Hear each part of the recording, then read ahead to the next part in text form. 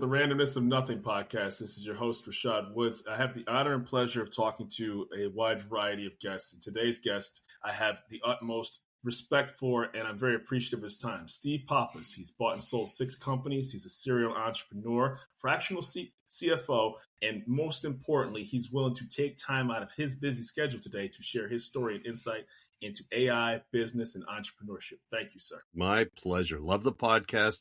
Was really looking forward to talking to your audience. Oh, thank you very much. You know, I'm a firm believer that the best way to expand your knowledge is to first get out of your comfort zone, right? To ask people questions and then hope that they actually reply back. And so thank you for that. What has been this entrepreneurial and business journey in your life? You know, if I go back a little bit, and I know we don't have hours here, so I'll try to keep it brief. But if I go back, it really started from my watching my family members that had started business. So when I was a very young kid, we had a candle making business when I was maybe 5 or 6. There was a produce company and a trucking company in the family, and you had to work it. All the kids had to work them. So I was there at 4 to 7 years old trying to lift these, 20-pound things with candles on them. Did that. And then, in high school, I had a revelation. I said, I love the new Trans Am that came out, the Pontiac Trans Am with the eagle on the hood. I said, I want that. So you know what I did? I started an ice cream business. I had my license. I said, I'm going to do an ice cream business. So from April to October, I remember it vividly. I made the $13,700 that it took to buy that Trans Am cash. Wow. And at that point, I was hooked. I was 100%. Hooked on figuring 100%. Out, and it wasn't just about making money. It was about figuring out how you make it successful. How do you figure out what somebody needs, what they want? How do you answer give them a great experience, which is what my dad and my uncles taught me in their businesses. You shake their hand, you look them in the eye, and you over-deliver on your promises. That's all I knew. That's all I've done. And you know what's amazing is that I think people equate sales with some sort of undermining or shady tactic, or it has a connotation when it's a solution that's provided for people. So if you turn the term sales and you say I'm a solutions expert, instead of saying I'm a sales expert, it disarms people. I want to be your solution to your problem as opposed to trying to sell you something, because then what I'm selling you is your solution. Yeah, you're right on the money. And because after all, aren't we all in sales? I mean, no matter what business we're in, no matter what part of the business, people say, "Oh no, I'm not sales." We're all involved in either making the sale, acquiring the customer, or servicing the customer of some sort. There's no other part of it, right? Nothing happens unless something gets bought, and then something needs to be fixed, and it just goes on and on. So I think you're right. That's the way the wheel keeps turning, and you don't even have to be a salesperson. I mean, I tell people, I say, hey, let me tell you about what we have. If there's a good fit, that's great. If not, I made another friend. Because someday you might need something, you'll call me back. That's the way I do it. It's not about selling anybody, because honestly, I think people buy. We don't sell. Correct. Right? Yeah. Because half the time when you start talking to people in today's economy, they've already done the research. They've looked at all AI. They've done the top 10 lists. They've done it all, and they know either I want your product or someone else's product, and I'm narrowing it down. What are they really doing? They're trying to figure out who I want to do business with. Yeah, and I think that, and we're going to dive into that because obviously you've done tremendous work in healthcare and technology and business. So there's a couple different things that we touched on. The first is that how do you have a differentiation model in industries that are very competitive because, there's, for example, when it comes to AI, there's a plethora of AI companies that Sure. offer very similar services, cloud infrastructure. You're getting the best of the best, consistently competing against one another. Yep. How do you establish your foothold in the industries that are very competitive? I'll tell you the best way to approach it, and I've always prided myself on being able to solve for X, right? What's the thing you need to solve for? Today in AI, the key is not going to be how good the AI operates. The key Yeah. is going to be what's it operating on, right? Yeah, that's powerful.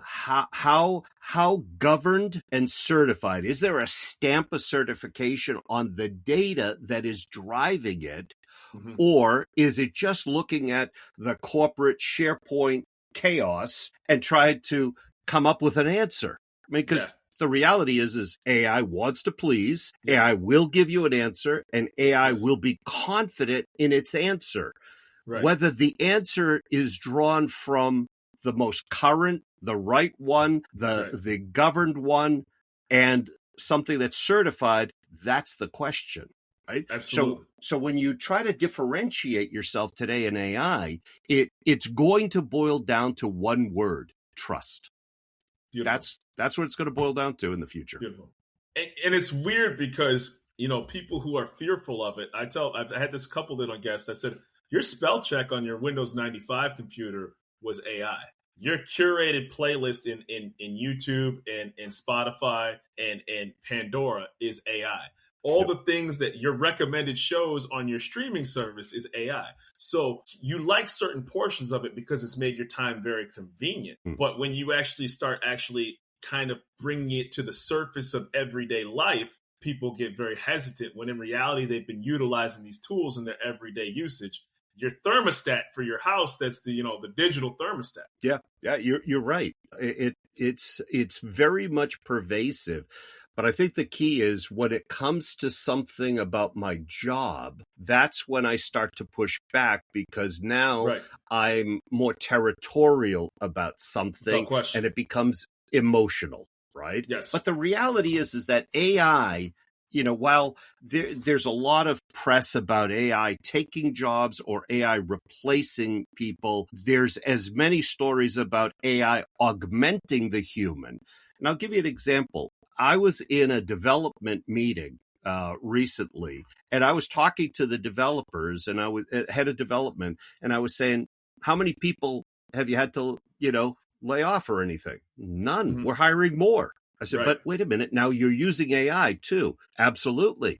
Well, what are you doing? We're able to speed up the process. We're able to make sure that the testing is done better, faster, etc. We can now look back on things and pinpoint where something went wrong. All of those things had nothing to do with changes in the amount of workers. It had to do with making the workers much more efficient so that they could use their brain in strategy manner rather than in, I got to make sure that I write this comment next to this piece of code. Yeah, right. And then, absolutely. And then, what happens too, and this, is that you can be in the innovation doom loop where you don't actually put anything out, right? Where it becomes more bells and whistles than the actual final completed product, because I've been guilty of that, right?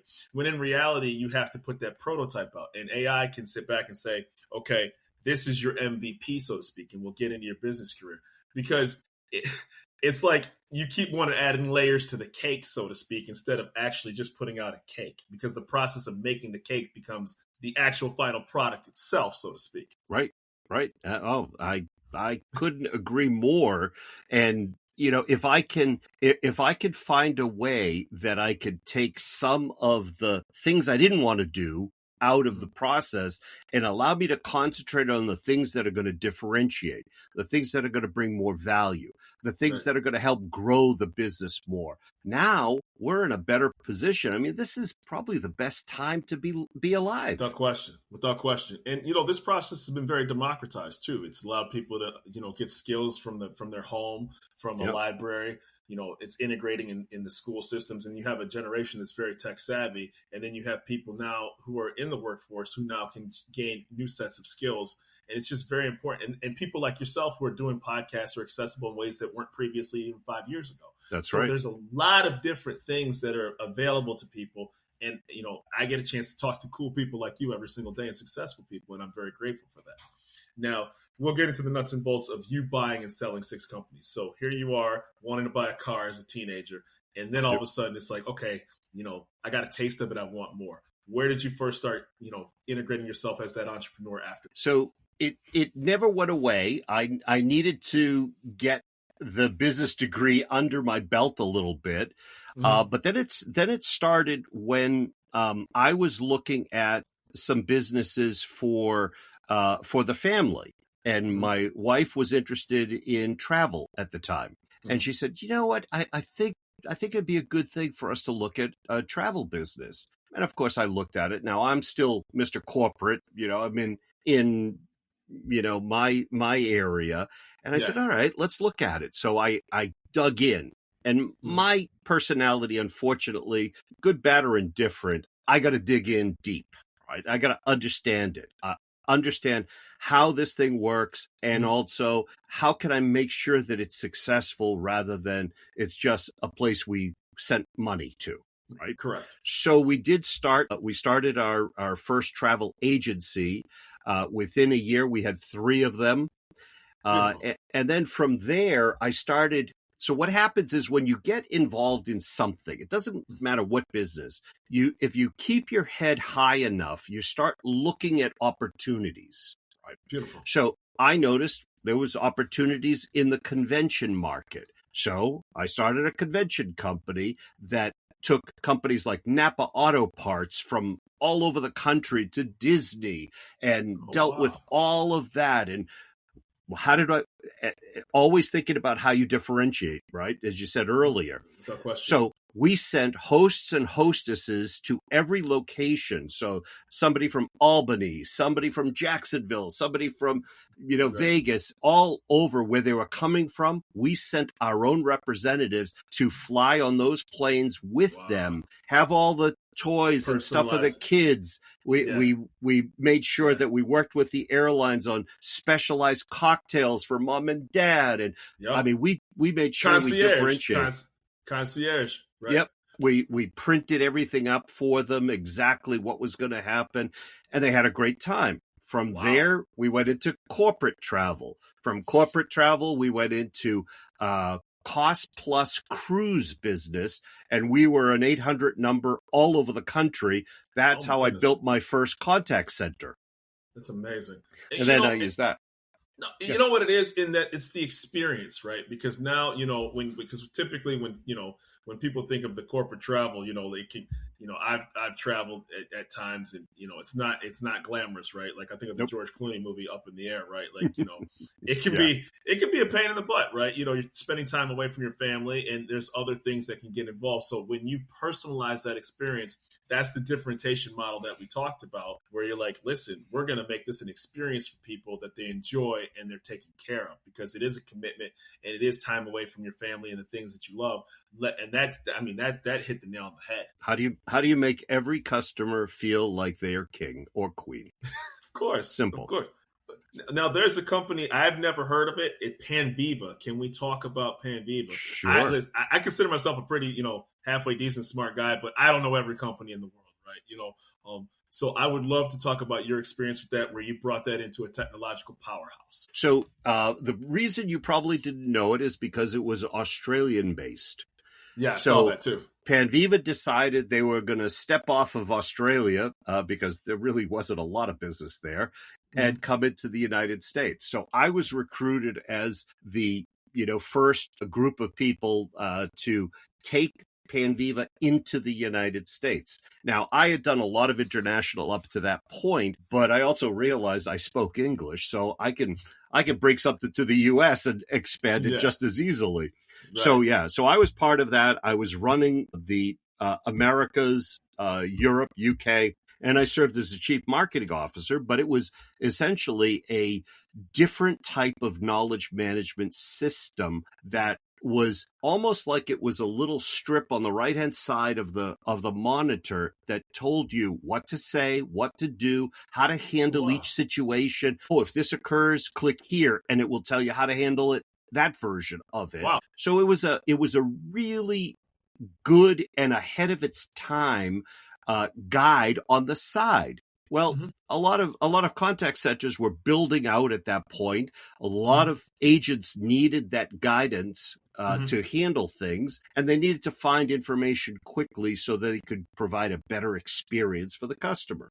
Well, we started building it out here, and before we knew it, we tapped into a lot of large organizations and large associations. So one of the keys to the success here, and I'm going to give it away, was it wasn't selling just to a hospital, let's say, or to a health plan or to a bank. Right. It was finding the associations where those people hung out, learned more, rubbed elbows with each other, shared stories, shared technologies, etc. Right.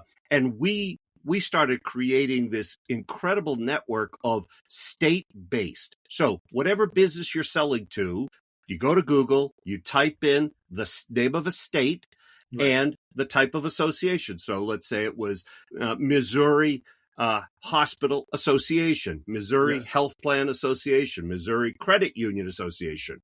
Yes. That opens up a world where you could go to their meetings. Sometimes it was just, hey, can you buy the bagels? We're going to be meeting on Thursday afternoon. Sure, we'll send somebody over. They'd speak for 10 minutes, and all of a sudden you realize there's 30 potential clients in this room. Yeah, right. That's how you start multiplying. I call it association selling. And there's no AI agent that's going to tell you to buy donuts, ladies and gentlemen. There's no either you have it in you or you don't, right? So that's the human element that's involved, where people will take donuts and coffee and it disarms people. Thank you. Your name's associated with it, right? You make, hey, who bought the donuts and food here? That was, Steve over in the corner there. Now there's the conversation that takes place, but there's no chat bot that's going to tell you, maybe you should buy donuts for people that are standing in a room with a conference, ladies and gentlemen. Yeah, I've tried. AI has never given me that idea that I used. Yeah. There's either you got it in you or you don't. So, you bought and sold 6 companies. There's a plethora of what's that experience like, and can you give a high level overview of that process? So as I was building out all of those businesses we talked about a little bit earlier, there was even technology companies. I had started my own airline. Wow. Why would anybody start an airline, right? I started a charter airline because I recognized that there wasn't enough inventory in certain markets during the holidays. So I said, all right, well, during the Christmas holidays, a lot of folks want to go back and visit family, but there are people there that want to come back, right? So I built that out, and I had also built out a technology company that was taking airline feeds. And because I was tired of spending so much money with these airline terminals in all of our businesses. So I said, well, we got to be able to use some type of a Windows PC for this. How do we convert the signal coming in? HTML is now born in the late 90s. Right. So now we figured out how to take a signal from an airline terminal, convert it to HTML, and be able to do that. We sold that one to Travelocity, but it was the beginnings of everything. And I'll be honest, we didn't make as much money on that as we could have if we had built it up more and further. But it was the first taste of, you can take an idea, you can build it out well, and then there's other people that want to buy that, right? That was the first taste. And then we started looking at all of the other ways that we could sell those businesses that we had built up to a certain level, and we took emotion out of it, right? We took emotion out of it because we said, okay, when something is right to be sold, that's when you sell it. You don't wait till it goes past its expiration date. Beautiful. And you know what's interesting about that is that it's almost like for example, right, like MySpace when they kind of fleeced I believe Fox bought them or something like Fox Entertainment, right? They had well past their peak of where they were at, Yeah. and they sold for like 420 million, maybe higher than that, but it was a substantial number, even though it actually had decreased significantly in the traffic in the space, and that's kind of when Facebook took its lunch, so to speak. But even Yep. though MySpace at its peak for people who are of a certain age, that was the big social network of its time. Of course. So, but kudos to the founder and the people that were involved with it. But they sold at the right time, so to speak, when they thought that there was still space for that particular MySpace, so to speak, right? Yeah. So, but to your point, maybe the best time is not necessarily in your mind, but it's right staring you in the face. Yeah. Yeah. And I think we're seeing a lot of that now with AI. I mean, everybody with a garage is building an AI company today, right? The problem is 99.99% of them will go nowhere and will never see the light of day or will be bought. But there's going to be the few unicorns that are going to make it through because somebody figured out how to differentiate their approach and did something that the AI companies are not going to turn around and put in as a feature. Right. I agree with you. And I didn't mean to cut you off. I apologize. I just got I think education and healthcare, because they're personal services, to your point, are those sectors that are longing for those type of things, speeding up claims processes, integrating, data between doctors and networking and things like that. And then particular when it comes to educational tools, those are things that are really large sectors where AI is if you have the right angle or the business acumen, those are going to be the ones I think are going to be successful. Yeah. And they're the ones, so especially healthcare too. Healthcare has probably been the last one to the party. Really? That is really engaged in AI. Retail did it. Manufacturing did it first. There were so many industries that really embraced AI early. Healthcare had a hold off because of HIPAA with privacy information and all of those things. So they kind of held back a little bit. But now they're going into it pretty hard. I mean, I don't think there's probably any X-ray or any MRI being done today that cannot be processed through AI first, even before the radiologist looks at it. I was talking to the head of Accenture in Europe, and they have a radiology AI system that they built that can detect micro-sized tumors in certain parts of the body many, many months prior to where the naked eye could see it. So if you think about it, if you have something or might have something, you're counting on the radiologist to read that X-ray or that MRI and to see and pinpoint something to say, that doesn't look right. Correct. But AI can see it much earlier. So now if you buy people 3 months, 6 months or longer, the work they could do with medication, with cancer treatment drugs, with everything could give them that extra percentage of hope and possibility. Right. And this is happening in a lot of areas, but it's also now happening where you call the hospital or you call the doctor's office, and all of a sudden you're at CVS and your child is in your arms and the child needs an inhaler, and between the doctor and the insurance company and CVS, there's a lag when they talk to each other. Oh my gosh. And anybody who's ever been in that position, I mean, it's just, it's personal. Yeah. So now if you could put AI in the mix and speed up that processing, determine if this is allowable, what the percentage, what the deductible is, or even if you've been denied, why was it denied? Can I put in to, do it again? Whatever the case is, AI is now speeding up these processes and nobody sees that behind the scenes.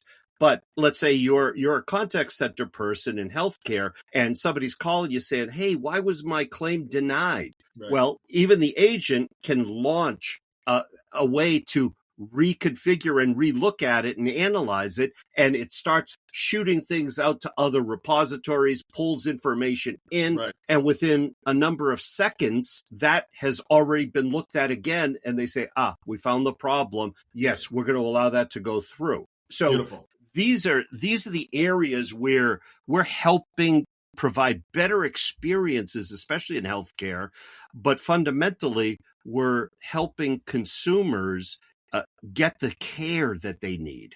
That's kind of the key at the end. And I think one of the issues that you typically can run into with healthcare is, unlike, let's say, like if cellular service, right? So they all run off the same technology, so to speak, right? So it's very innovative. Yep.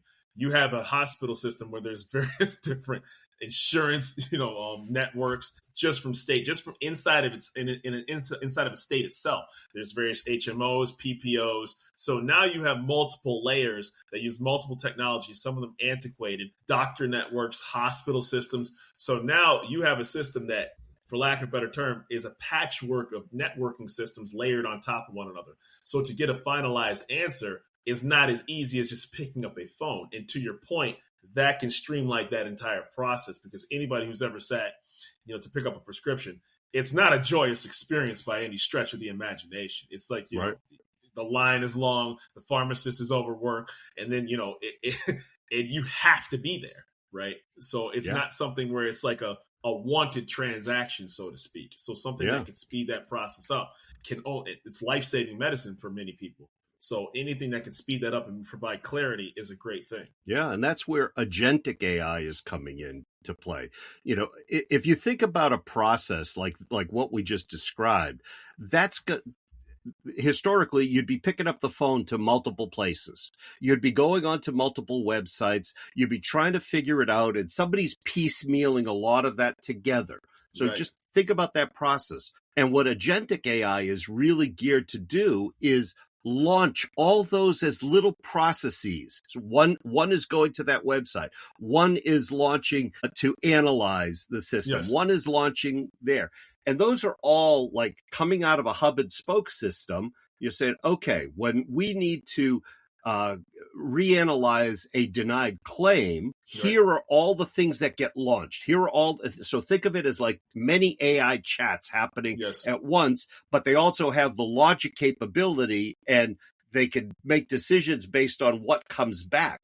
Yes. But that goes to the agent now, and the agent might change what they have to say, change what they have to do, because now all of a sudden they're armed with the right information that just was returned in a package to them. That's where things are going. It's not just obviously in healthcare, but in a lot of industries, that is helping move the needle forward even faster. Without question. And, I would say, and not to beat a dead horse on healthcare, it's the one thing that doesn't have to move fast based upon the need of the customer. So if you're trying to book a plane ticket, if you're trying to eat, you can kind of dictate, because you can get up and leave, and you can get up and go do something else. When it comes to that particular sector of business, you'll take the entire day off of work.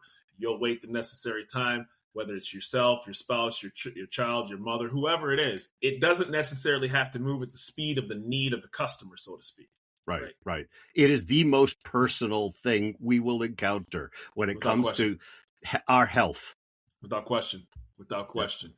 If we've covered a myriad of topics, and obviously I'm very cognizant of your time. Where's your location? Where can people find you? And more importantly, thank you for being on the show. Oh, it's my pleasure completely. So I'm in the New Hampshire area, but people can find me on websites. So they can either go to stevepappas.net. They can go to Exsynt, EXSYNT.com, which is one of my investments, another AI company for consultants. And my day job is head of innovations for eGain, EGAIN.com. And it's a phenomenal AI knowledge company that really makes a difference in today's businesses. So you can get a hold of me there or LinkedIn, and I'm happy to have a conversation with anybody that is curious or just looking to be pointed in the right direction. And, hopefully this audience, takes your words to heart, because one thing that I found out is that you can get zip coded in life. And what I mean by zip coded is you drive past the same store, the same, gas station, and you go on autopilot.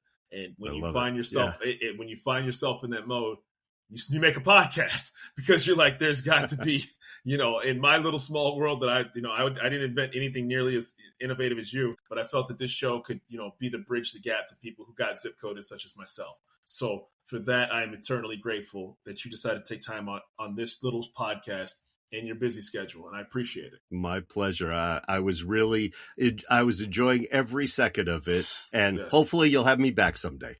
I would be honored, and I appreciate you, Steve Pappas, on the Randomness of Nothing podcast. Thank you, sir. Thank you. Take care.